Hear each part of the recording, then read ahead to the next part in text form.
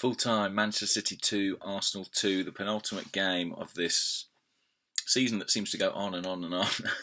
I can't be alone in being ready for it to end now.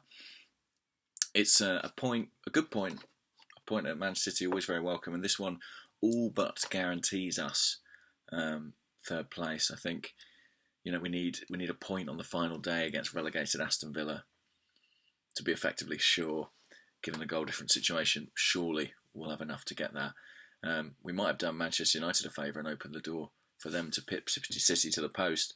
I don't really have a huge preference out of United and City. In fact, it's probably better for us that City stay in the Champions League rather than create the possibility of revitalising United. But I have to admit, part of me would find it very funny indeed, Pep Guardiola turning up at the Etihad without Champions League football.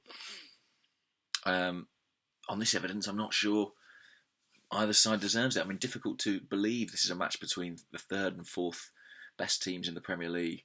When you look at the way Leicester played yesterday, the champions, the vitality, the confidence in their performance, this was a million miles away from that. And whilst there's a good point, it was not a good performance.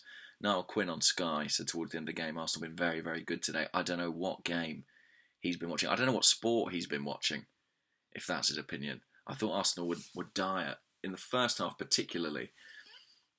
We went in at 1-1, fell behind to a sloppily defended goal, brilliantly finished by Sergio Aguero. That's what he does. Got an equaliser through Olivier Giroud, finally. His first Premier League goal since, I think,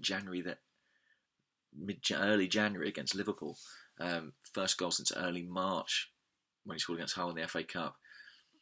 Completely unmarked at a corner. Mangala appeared to be marking thin air. But as I said on Twitter, thin air was probably perceived to be more dangerous than Giroud at that point. But I don't have too big a go at him because I wasn't happy that he started. I said on Twitter that I would have started various players ahead of him. It's some inanimate objects. But look, Arsene Wenger hedged his bets. He thought eventually he's got to come good. He's got to be due a goal. And he did get a goal today. And not only did he get a goal, he also created the equaliser with a classic Giroud touch, really. When he's at his very best is linking play on the edge of the box, and it was a brilliant flick to set up Alexis for an equaliser. Should we have needed it, really? I mean, we gifted City a second goal. De Bruyne running at the defence. Bellerin could have taken him out earlier. Gabriel backed off, and Petr Cech, he will be disappointed to be beaten by another low shot at his near post. I don't know if the Arsenal coaching staff sort of work on weakening a goalkeeper's near post, but it does seem to happen to everyone who comes here. The worrying thing is maybe it's age. Is it getting harder for him to get down to those low strikes? What else to say? Jack Wilshere came back as a substitute for Danny Welbeck. I feel for Danny Welbeck desperately. I think he's been really good. I think he's been one of the few bright spots in the team since he came back on February 14th.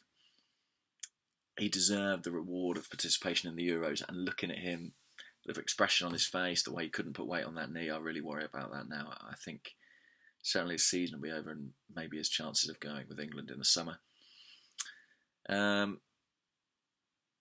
What else to say? I didn't enjoy watching the game. I'm not enjoying watching Arsenal at the moment. There's no plan. How many times did you see the centre-backs, Gabriel or Koscielny, just hoof the ball up in the air, skew it to nobody because there weren't options ahead?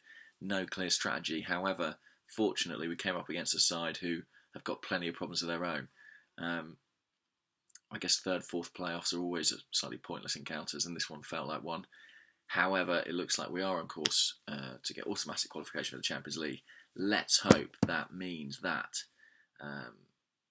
we act quickly in the summer to reinforce the squad in the way we need to.